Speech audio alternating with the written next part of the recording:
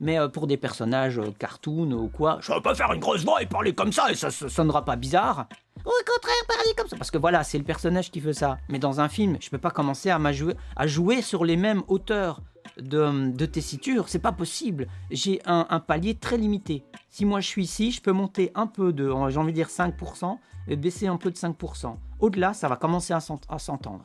Voilà, point. Donc on va demander à un gars qui a la voix plus grave si on veut un truc plus grave ou beaucoup plus aigu si on veut plus aigu.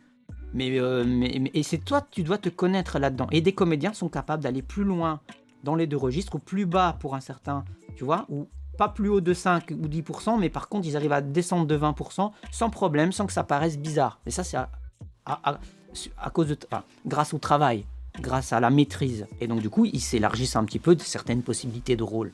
On est tous capables de changer un peu, de moduler dans notre voix, dans la mesure du raisonnable. Mais avant tout, il faut pouvoir travailler déjà sa base.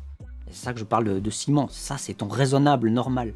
Et puis tu t'amuses un peu à monter, voir si tu tiens ton naturel. Et tu baisses un peu, tu tiens toujours ton naturel. Ah ben c'est pas mal.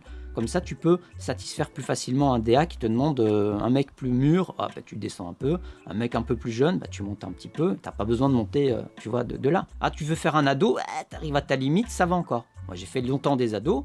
À un moment donné, c'est fini. Tu vois, on va avoir ou alors on va entendre des choses qui ne sonnent plus comme un ado.